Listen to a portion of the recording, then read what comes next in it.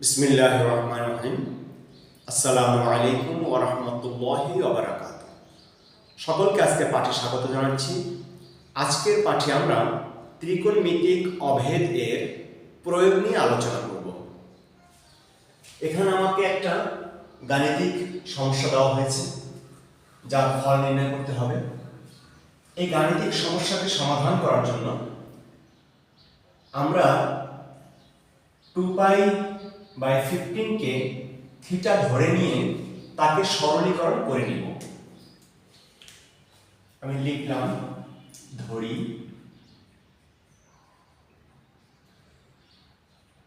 2π/15 = theta. অতএব 2π =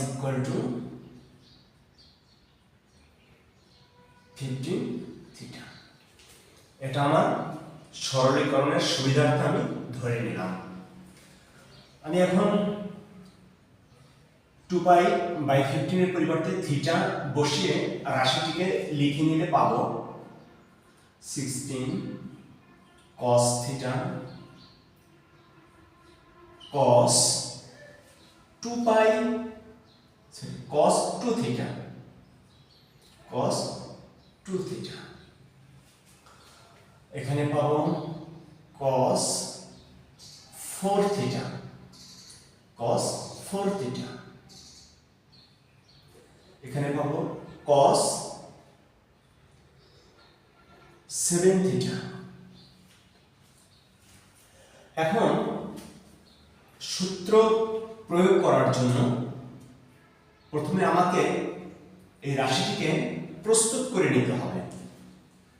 এই জন্য আমি হরে অতিরিক্ত সাইন থিটা নিয়ে আসলাম। সমতা রক্ষা করার জন্য আমি লবেও সাইন থিটা লিখলাম, যা আমাকে সমতা রক্ষা করবে।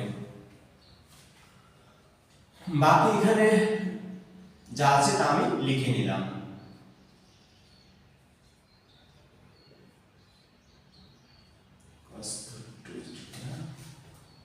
cos 4 theta cos 7 theta। এখন সূত্র প্রয়োগ করার জন্য আমাকে এই 16 কে উৎপাদকে বিশ্লেষণ করতে হবে। তাহলে আমি এই 16 কে যদি উৎপাদকে বিশ্লেষণ করি তাহলে 8 2 × 16, তাহলে এখানে 8 থাকবে আর এখানে 2 চলে আসবে। তাহলে আমি লিখতে পারি 8/sin theta 2 sin theta cos theta। এই যে 8 2 × 16 8 2 × 16, আমি এই দুইকে আলাদা কেন করছি, তাকে সূত্র প্রয়োগ করব বিধায়।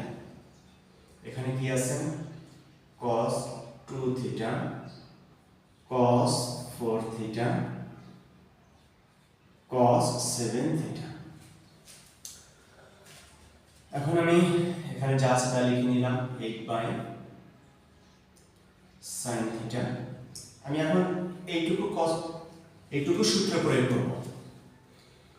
তো এতটুকু সূত্র প্রয়োগ করলে আমার কি আসবে, sin 2 theta। আমার সূত্র প্রয়োগ করার পরে পেলাম sin 2 theta। বাকি যা আছে তা আমি বসিয়ে নিব। cos 2 theta cos 4 theta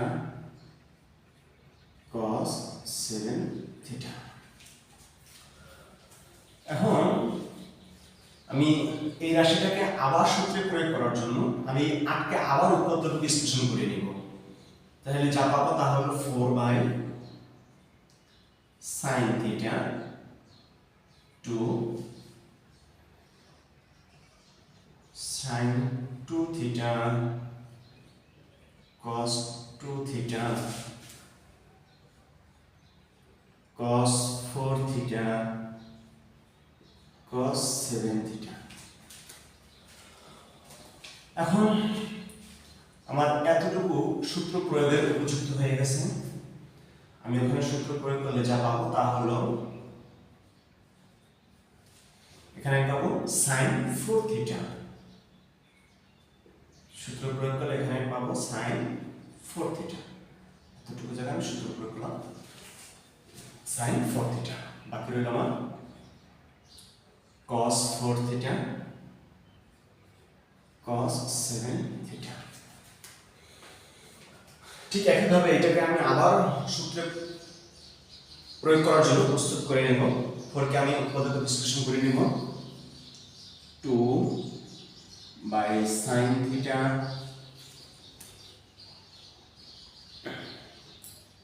এখানে থাকবে আমার 2 sin থিটা সরি এখানে থিটা মতো 4 theta 2 sin 4 theta cos 4 theta cos 7 theta. তাহলে এখানে আমি আবার সূত্র প্রয়োগ করতে পারি। এখানে আমি সূত্র প্রয়োগ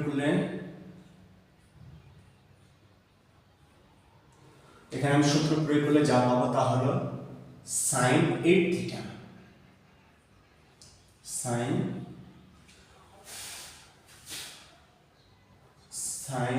8 থিটা। এখানে আমি সূত্র করে পাবো sin 8 থিটা।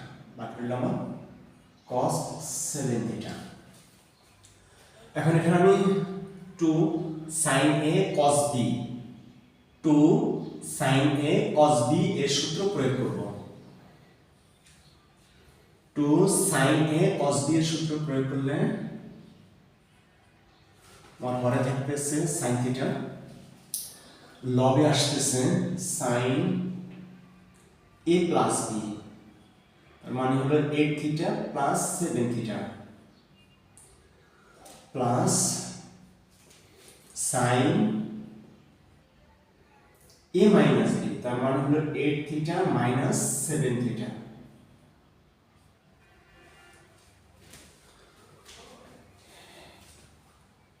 এরপরে আমি sin থিটা লিখে নিলাম হরের মানটা। এখানে পাইতেছি আমি sin 15 থিটা এখানে পাইতেছি only sin theta only sin theta। এখানে আমি sin 15 থিটা তো 15 থিটার পরিবর্তে আমি বসাতে পারি 2 পাই 15 থিটার পরিবর্তে বসাতে পারি আমি 2 পাই। তাহলে আমি এখানে বসাতে দিলাম sin 2 pi by sin theta plus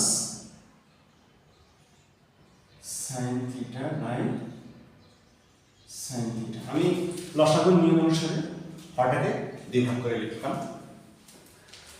এখন আমরা জানি sin 2 পাই এর মান হচ্ছে 0 তাহলে 0 বাই sin theta প্লাস 1 এখানে থাকে 1 আর এখানে থাকে 0 তাহলে আমার অ্যানসার আসছে only for 1।